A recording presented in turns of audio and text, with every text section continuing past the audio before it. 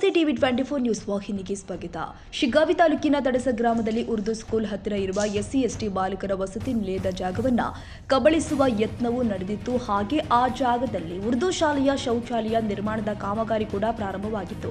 ಇದಕ್ಕೆ ಸಂಬಂಧಪಟ್ಟ ಹಾಗೆ ಸಮಾಜ ಕಲ್ಯಾಣ ಇಲಾಖೆ ನಿರ್ದೇಶಕರಿಗೆ ಸಮುದಾಯದವರು ಮನವಿಯನ್ನು ಕೂಡ ಮಾಡಿದಾಗ ಅವರು ಹಾಗೂ ಅವರ ಸಿಬ್ಬಂದಿಯವರು ಹಾಗೂ ಪಂಚಾಯಿತಿಯ ಪಿಡಿಒ ಬಂದು ಹಾಸ್ಟೆಲ್ ಜಾಗವನ್ನು ವೀಕ್ಷಣೆ ಮಾಡಿ ಅಲ್ಲಿ ಅಕ್ರಮವಾಗಿ ಶೌಚಾಲಯ ನಿರ್ಮಾಣ ಕಾಮಗಾರಿಯನ್ನು ಪರಿಶೀಲನೆ ಮಾಡಿ ಹಾಗೆ ಆ ಕಾಮಗಾರಿಯನ್ನ ಮಾಡಬಾರದು ಅಂತ ಪ್ರಾರಂಭ ಮಾಡಬಾರದು ಅಂತ ಹೇಳಿ ಅಲ್ಲಿ ಯಾವುದೇ ರೀತಿಯ ಜಾಗವನ್ನ ಅತಿಕ್ರಮಣ ಮಾಡಿಕೊಡುವುದಾಗಲಿ ಅಥವಾ ಅಕ್ರಮವಾಗಿ ಕಟ್ಟಡ ಕಟ್ಟಿಕೊಡುವುದಾಗಲಿ ಯಾರಾದರೂ ಮಾಡಿದಲ್ಲಿ ಅವರ ವಿರುದ್ಧ ಕಾನೂನು ಕ್ರಮವನ್ನು ತೆಗೆದುಕೊಳ್ತೀವಿ ಅಂತ ಸಮಾಜ ಕಲ್ಯಾಣ ಇಲಾಖೆ ನಿರ್ದೇಶಕಿಯರು ಆದಂತಹ ಸರಸ್ವತಿ ಹೆಬ್ಬಳ್ಳಿ ಅವರು ಹೇಳಿದ್ದಾರೆ.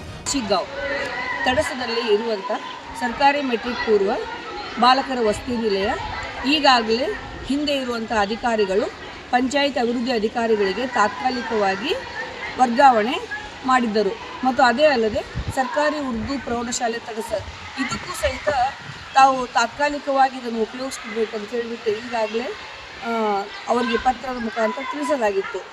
ಹೀಗೆ ಸಾರ್ವಜನಿಕರ ಹಿತದೃಷ್ಟಿಯಿಂದ ಈ ಸ್ಥಳದಲ್ಲಿ ಒಂದು ಸಮುದಾಯ ಭವನ ಬೇಕಂತ ಹೇಳಿಬಿಟ್ಟು ಜನರ ನನಗೆ ಲಿಖಿತವಾಗಿ ಒಂದು ಪತ್ರವನ್ನು ಸಲ್ಲಿಸಿದ್ದಾರೆ.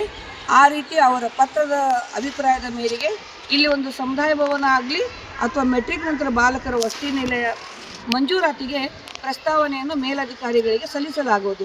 ಮೇಲಧಿಕಾರಿಗಳ ಆದೇಶ ಬಂದ ನಂತರ ಸರ್ಕಾರಿ ಆದೇಶದಂತೆ ಕ್ರಮ ತೆಗೆದುಕೊಳ್ಳಲಾಗುವುದು.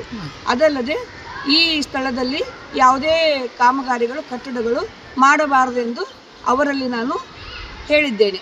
ಅದೇ ರೀತಿ ಸೂಕ್ತ ಕ್ರಮ ಕೈಗೊಳ್ಳಲಾಗುವುದು. ನಮಸ್ತೆ.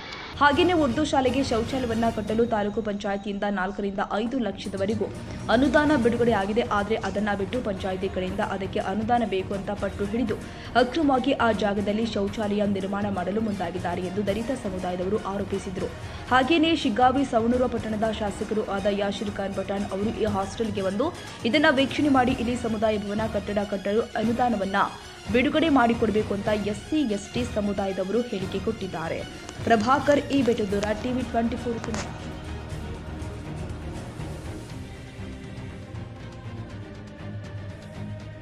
ಕನ್ನಡಿಗರ ಮೆಚ್ಚಿನ ನಿಮ್ಮ ಟಿವಿ 24 ಕನ್ನಡ ನ್ಯೂಸ್ ವಾಹಿನಿ ಇದೀಗ ಟಿವಿಯಲ್ಲಿ ಲಭ್ಯ.